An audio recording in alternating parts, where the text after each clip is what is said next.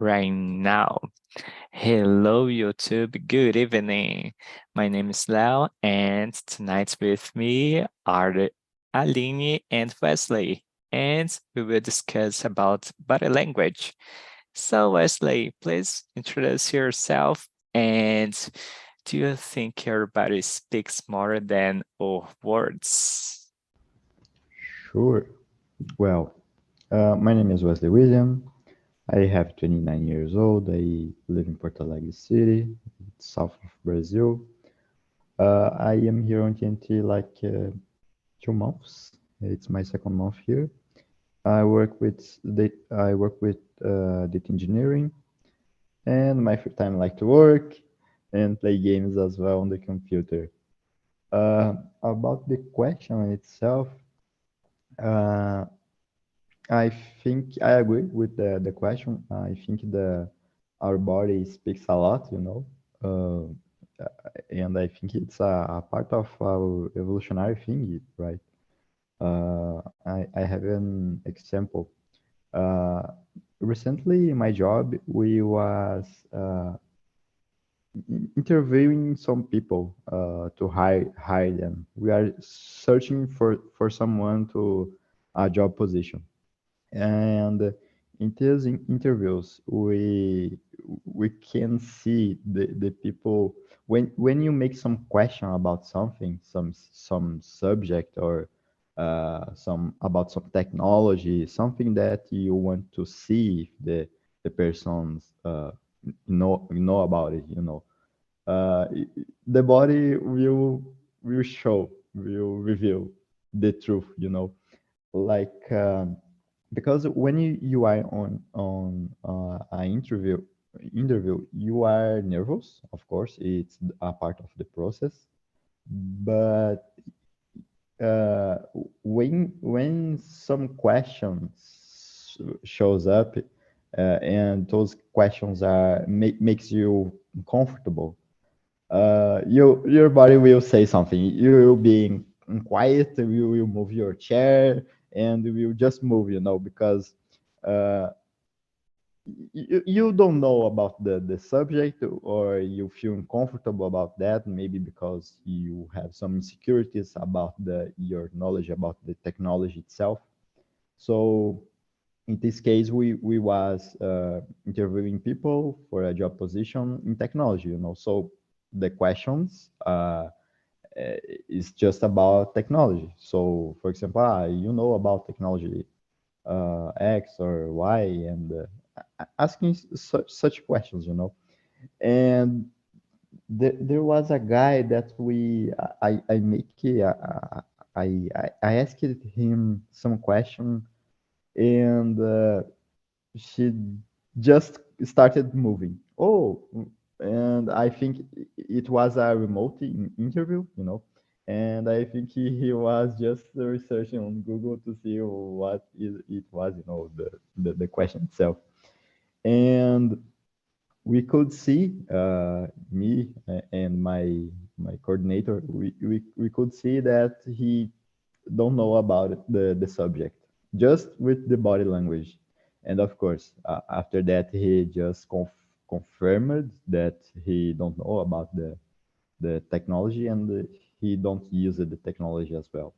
So I think that the body language can speak a lot, and it's very hard when you are in some situation that you feel nervous. In this example, you are on an interview. Your future depends on that, and it's more harder to control your body impulses, to try to hide the impulses that because your body are just trying to speak, and there's another point about that.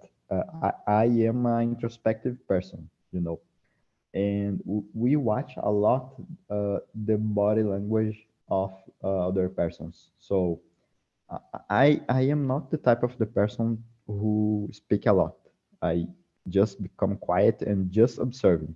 I am here speaking a lot because I am answering the question, but in general, when we are in a group of persons discussing random things, I will just stay quiet and observe the people. So, and people like us are introspective person. We just are watching the people, how they speak, how uh, their body language works. And I agree. I think that the body language and the body itself speaks a lot about the person. That's it. Yeah, definitely, especially in situations like interview, it's really hard to hold your emotions and or body. We are under pressure, so we are trying to uh, understand some questions, trying to remember everything that we learned in your professional life. So we don't care about our body language. We are just moving, freaking out, and the person who is interviewing us just notes everything. Yeah, indeed. And Like you are moving your chair, for example, you are animated with the immersion. yeah. And what about you, Aline? Please introduce yourself, and do you think your body speaks more than our words? Okay, I'm Aline. I'm 41. I'm from São Paulo, when I live, actually. I have a lot of hobbies. I love reading books. I love listening to podcasts, music, surfing, playing ukulele and guitar. So I like discovering new things to do. So I'm I'm that kind of person.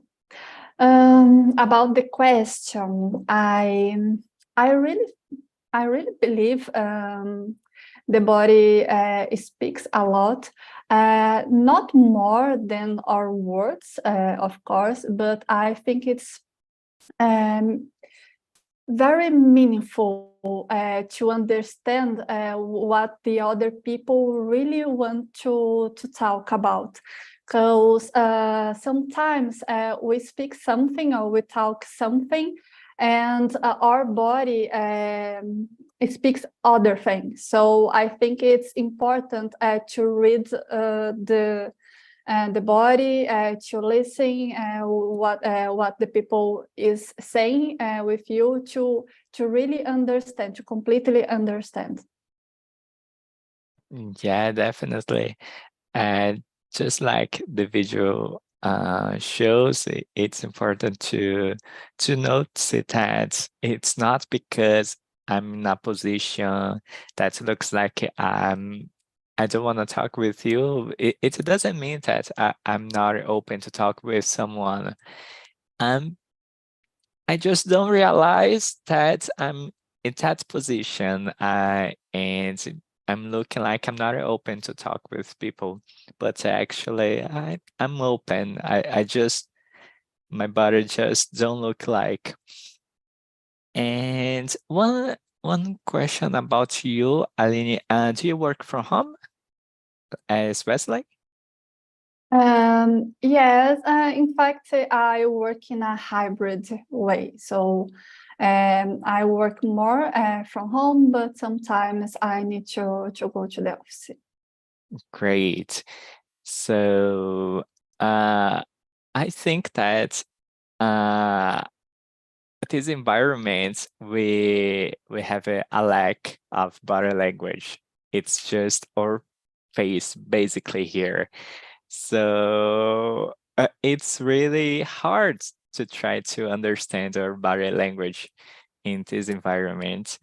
So I want to know from you, do you think that it's hard to work from home or in a presential way, in person way, to understand the people and try to connect with people, read their body language? What do you think is better to connect with people? What environment? Aline. It's a difficult question. In fact, I prefer work from home, of course, because it's more comfortable.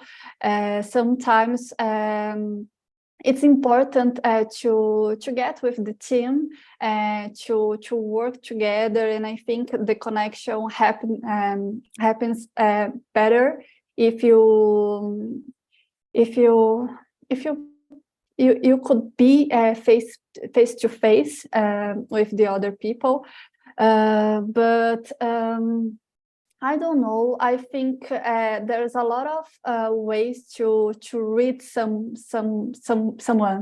The face, I think it's pretty meaningful to understand, and the tone of the voice is it's a good thing to watch it, to look for.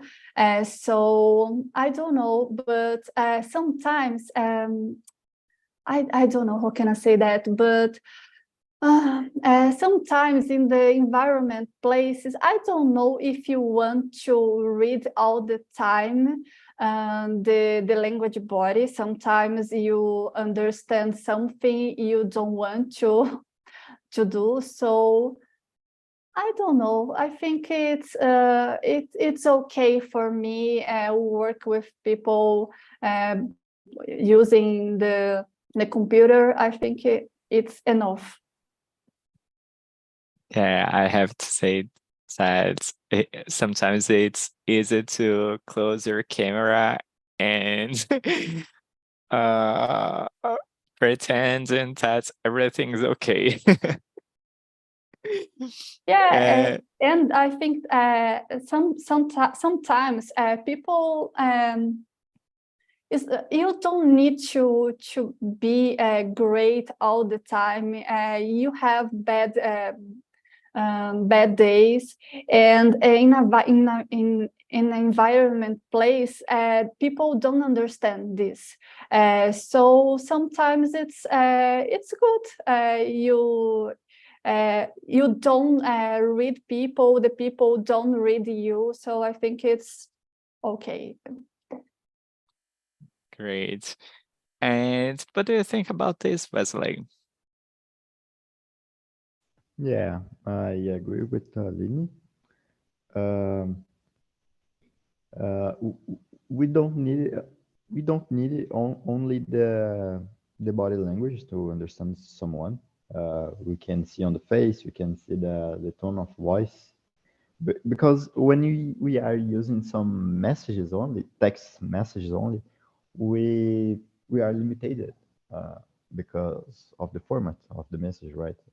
We can't see the emotion which the people are trying to express. You know, if I ask something for you using the messages, I could be interpreted or understand in a wrong way, you know, because I just wrote the message direct to the point, and depending of your humor state, it can be a problem because you can see the message like a bad thing, like I'm trying to impose something, force something to do. I don't know, but in my case, I am just asking something for you, you know.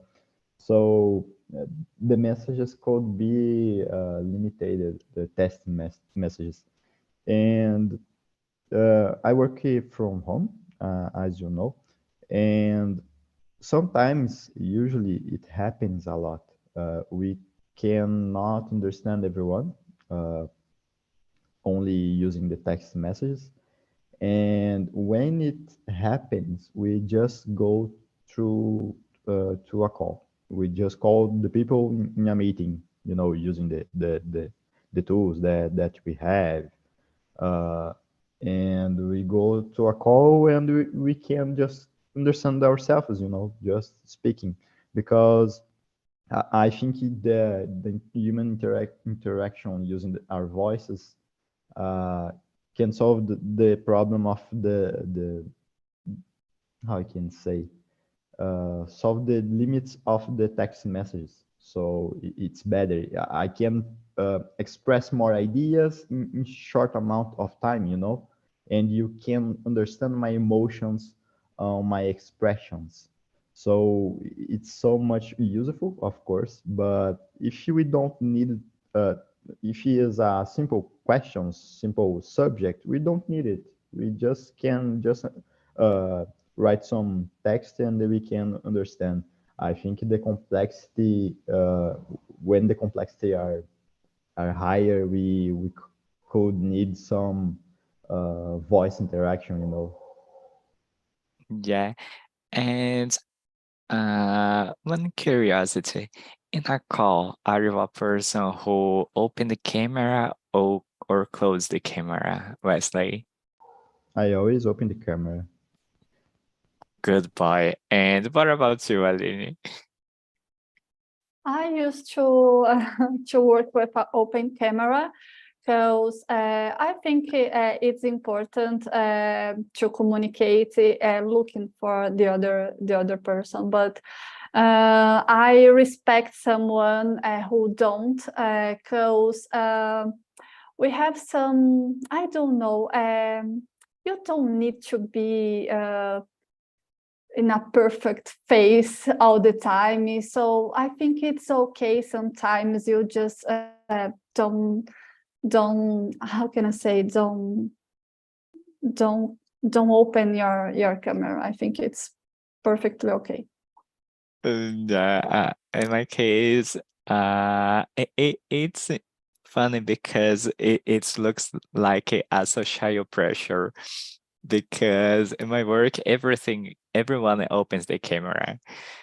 So it's pretty common I open my camera as well, but sometimes I just wanna be here calm with my camera closed. But it's really strange when I don't open my camera. Yeah, so especially here when I'm talking with someone who is with the camera closed, I just don't know. Are you here? Can you talk with us? So it's really strange, this situation, because we are in an environment that we have the lack of the body language. So we have many situations that limited this connection. So the camera open, is really helpful if we think about body language, trying to understand if you are talk in a good way or not in that bad way, not in a good way, because as Aline said, we have the tongue, but there are people who have the tongue, it looks like that they are always mad. So can you imagine in a situation that I'm talking with someone that looks like they are mad, but he's just not, and I received a message from this person, and I can imagine he talking to me that words that he sends me. It's really complicated because it's just a message. I have no voice, I have no camera, I have nothing. So it's really complicated when we have many limitations in communication. Wesley said about the misunderstood in a text message. And Aline, have you ever been misunderstood in a text message? All the time. So, because I'm no, I used I used to be a direct person. So when I text with someone, I don't know how can I say that, but I'm a direct in the point. I don't start with hi, good morning, or good evening, how are you?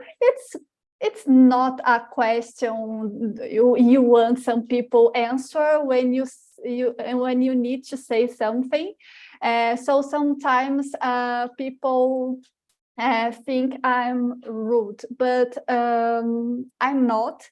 My friends understand me, but I try in the environment places be more careful with that, of course. And with sensitive person, I know I need to be more careful too. So I try to be more nice people, but I try, and neither I don't know, but I don't know. The life is short to say a huge text in a WhatsApp, or I don't know. I think it's not necessary, but sometimes people need it. So I try to be more careful. Poucas ideias. Yeah. This is great. And what about you, Wesley? I totally agree with Aline. I am the person that go to direct to the point, but I can see when someone needs more attention, needs to say hi, how are you? So when there is some people that have those needs, we need to be more flexible. We need to go there and, hey, hello, how are you? Let's talk about the subject X, for example. So I think it's important, and I am misunderstood in a lot of messages. So when it happens, and I am not with the patience uh, to create some context, send the context, or write the context, I just go to the call and explain the thing, and the subject is finished. So uh, it depends of the person. Of course, you need to have the patience with the people. Everyone have their own personalities, needs in communication.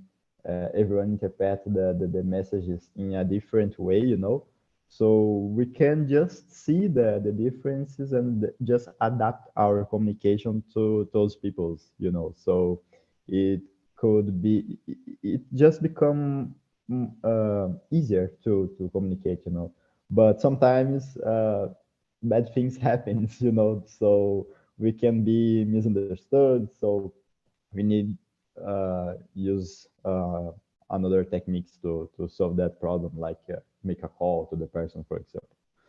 So that's it. Come on, guys. I'm a person who always says, hello, good morning. How are you, boy? How was the weekend? Was it good? So, I don't know, maybe trying to be polite. Of course, I'm not a person who wants to ask something and send just, hey, good morning. How are you? And disappear. Don't talk about the subject. So, okay, I can be polite, but I can talk about the subject just in a message. So it's really strange when someone sends me, hey, good morning, how are you? And okay, thank you. And what about you? I'm okay. And so it's became a long message, and we don't talk about this subject. It's not good as well. So some people, I think, they didn't understand which WhatsApp or message, it's a asynchronous communication. So you don't need to wait some people answer you. You can talk all the thing you need to talk, and after that you wait the answer, the complete answer. So sometimes I just ask people, oh, how are you? Are you okay? But it's a rhetorical question. I really don't mind, because people don't won't answer. Won't answer, in fact, like, oh, I'm not in a good day today. No, they will answer, I'm okay. And I don't know, you don't know if people, it's really okay, it's really okay, or if the people just don't mind to answer appropriately for you. So I don't know. I think we can cut that part of the communication, because they don't work. Yeah, I have a In friend fact, who I have a friend who says I'm always okay. So don't ask me if I'm okay. Just ask me what you want. sometimes I'm devastated, and I answer, I'm okay. I'm okay. Aline, you said something really important. Sometimes we are not okay.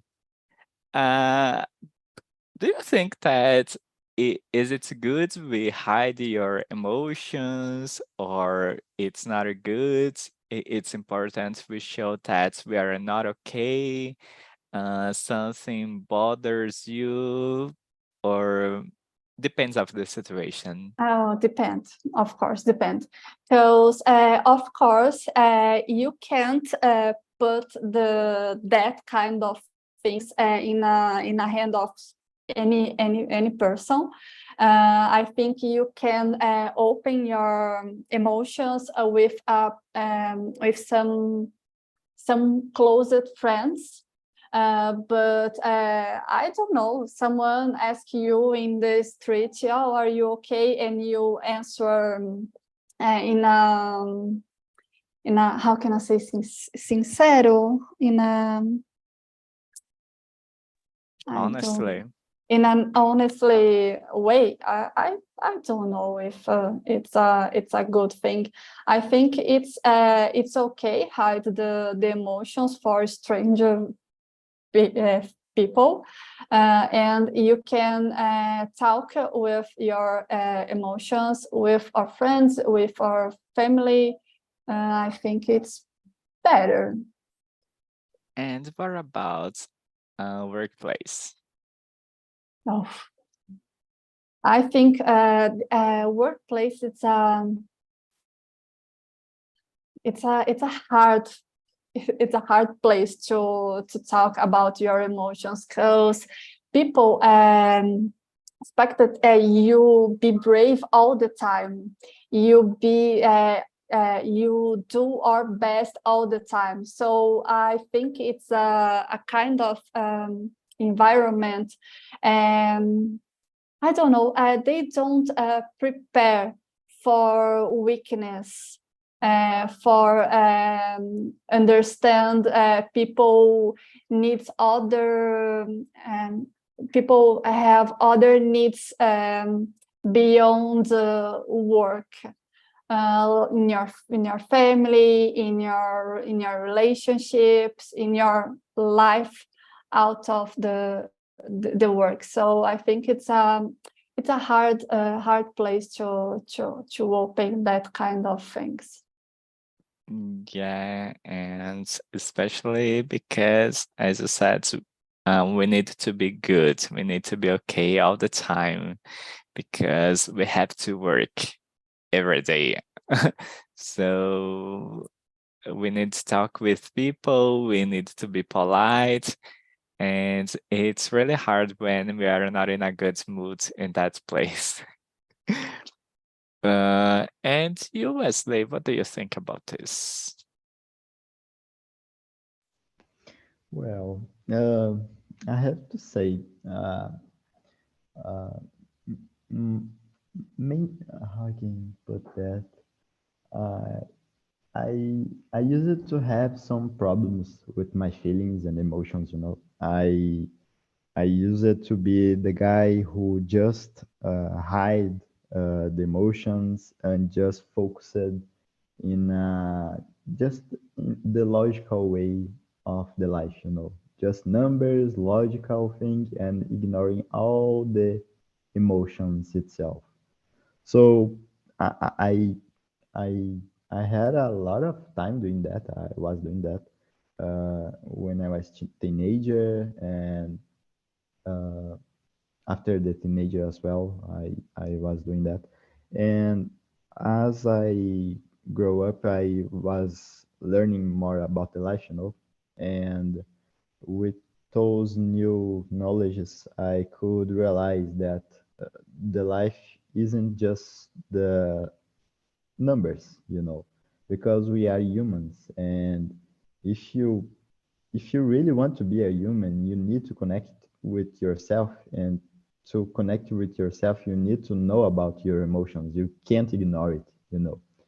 And after I realized that, I just have more connections with my emotions, and I could understand more about me. So it's the part of my path, on the life. So uh, I don't think we need to hide our emotions. I think we could express our emotions in every aspect of our lives, like even in our jobs. So of course, you can't express your emotions in exaggerated way. You cannot get out of control. No, you need to have control, and you need to control your emotions and your mind, but y- you don't need it to ignore your emotions. You need to deal with them, you know. So at this point, I just feel my emotions. I accept that, and I every day we are learning, right? We have some situations in the work, in our personal lives, and we are every day learning more things. So and in those situations, we just learn more about yourself. So I like to do that because I could just learn more about me, my emotions, and I could just teach someone about it, for for some of my parents, and it it just helps me, and I could help another one about the my new knowledge, So I think it's important. You can get upset in your work, in your job, with your family, but you cannot just throw the bad feelings to those people. You need to stop, think, and understand before. And after you understand why you are getting upset, you just go there and speak with the people. Oh, I was upset because you just was doing something like, you know, you just explain to those people, and I think you could uh, get to understand about yourself. Uh, and I think that's the path. I wasted a lot of time trying to understand this thing. Like have a balanced way in the logical thing and the emotional feeling, the logical thing and the feelings itself. So after I realized that, the life become more smooth. That's it. Yeah, definitely. Yeah, in my case, sometimes I just say I don't want to talk about it is right now. And it's okay. I'm not open to talk in that moment. But it doesn't mean that I will never talk about it. I will just be calm and wait for my moment to talk. And then when I'm good, I can talk with you. And in my job, I try to send just to my leader. I'm not okay today. I'm not joy in this call. I don't talk to everybody. I don't need to be um uh pretend. I don't need to pretend that I'm not good in mood to solve all the problems.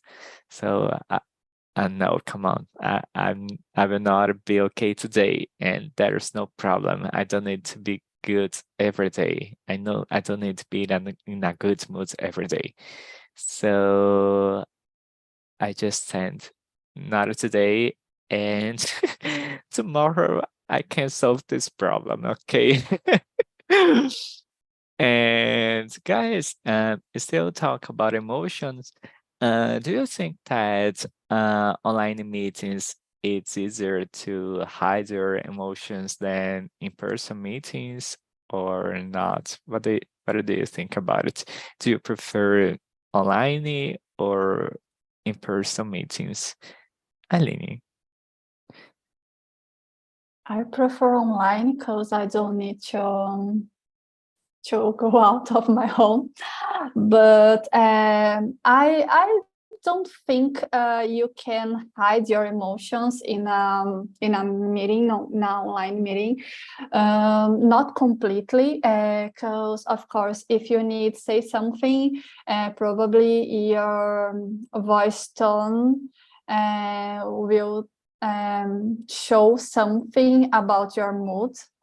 But I think it's I don't know, it's more, it's easier hide your emotions in a meeting than in an online meeting than in a face-to-face meeting. But I think it's not possible completely possible. But I prefer online.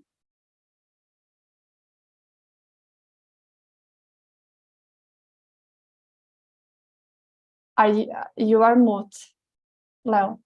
You Sorry. talk something? Yes, I was asking to you if you like to present jobs, PowerPoints to If in I your if I work, if I like or if I need, if I if you like. I like I think I didn't say it, but I work as a product designer. So I love do presentations and create PPT screen and talk with other people, show my ideas. I like so much. I'm an introspective person, but I have my moments.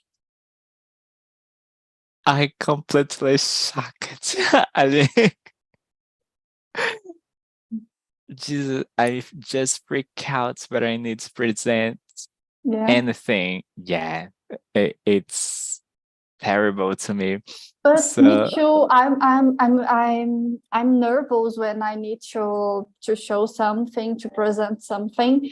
But I think that kind of situation improve my communication. So it's not easy for me, but I really like to do that. great. And what about you, Wesley? I am with Aline. uh, we, uh, I agree with that point that those challenges to speak in public and uh, make some presentations and present something, it helps a lot us. And if you feel nervous after your presentation, you will feel the reward in your brain, all the endorphins, and those things help us to grow up in our career and our skill to speak in public as well, because we need to know how to speak about our jobs, how we do our jobs. If you need the help of someone, we could go there and ask for help or help someone. So communications is something essential, and everyone have problems with that.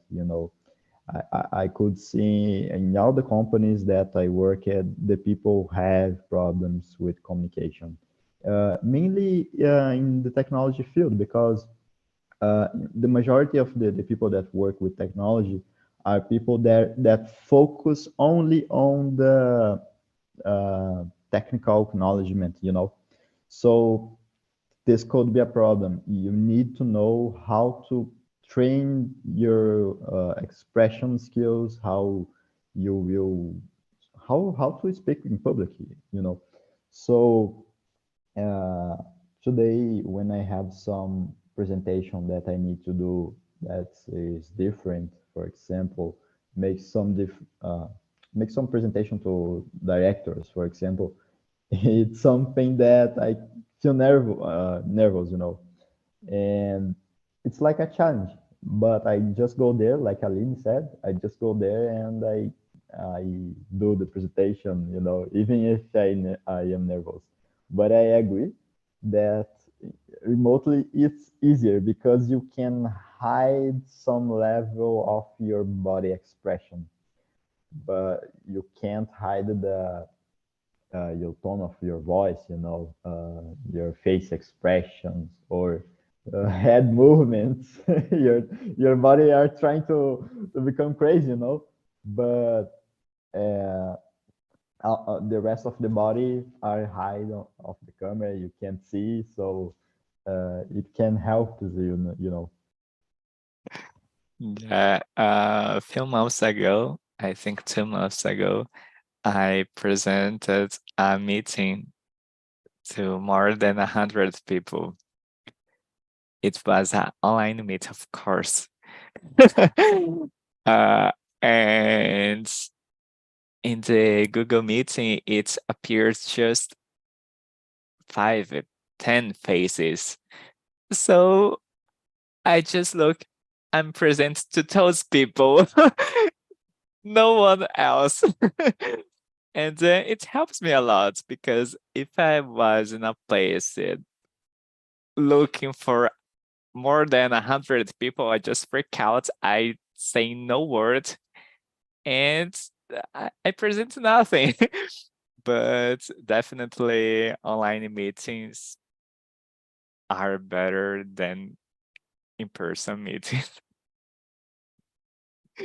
And sometimes when you present something in an online meeting, you can't show the other things because when you put the presentation in presentation mode, you can't see the other people. I think it's worse for me because I like to see the reaction people to understand if the people understand me or if the audience is are liking if I talking about the way how I talk something, or if I need to change the way I say something, I don't know. So I like to see if people do something like this with the eyes, because probably the topic is difficult and I need to do more I don't know, explanation about the theme or the topic. So I like to see people. I think it's important to change the way you explain something. Great point. And it's really, really hard in online meetings. I'm just like you. I have 2 screens here and I put the presentation in one screen and I'm looking for the people in another screen. So it helps me a lot to know if I'm being understandable or if the people have no idea what I'm talking about. But as I said, I have this knowledge just for the 10 people and not for the 100 and other people that had in the meeting. It's really hard. Uh, uh, Jesus Christ, I have no idea how. It's really hard to measure this in an online meeting. So how do you do this when you have to present something? How do you measure if you are understandable or not? I think it's a mix of things, you know, like the things that you guys said about just watching the expression of the people, you know, like if they are moving their heads in a affirmative way like that, you know. So it helps a lot, and I don't like to how I can say, to use so much people to see that, you know, to measure that, because it could just make you confused, you know, because some group of people are understand you and another people aren't, you know. So it could be a problem because you are in the middle of this explanation and you are speaking and you are watching a lot of people there. So it could be a problem because it will confuse you, you know. It will require you more uh, mind effort, you know, to watch more people.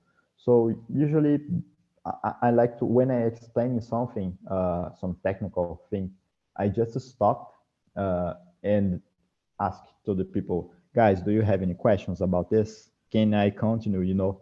So this helps a lot, and this makes my mind to just rest a little bit, you know, and it helps a lot. So there's a lot of tricks that I do. This one is very useful, and there's another ones that, for example, if I am speaking and uh, I, for example, let's recapitulate the this that I am explaining. Then I back and just summarize the thing that I just said, you know. So this helps a lot, and of course, again, my mind just become more uh, I can say relaxed in those moments, you know, and I could see the feedback of the people, even if you are a large number of the persons, you know. It helps a lot, and I could have more time to control my emotions if I am nervous, if I are a challenging presentation, you know. That's it, I think. Great tips. And Aline, do you have more tips to share with us how to measure the audience?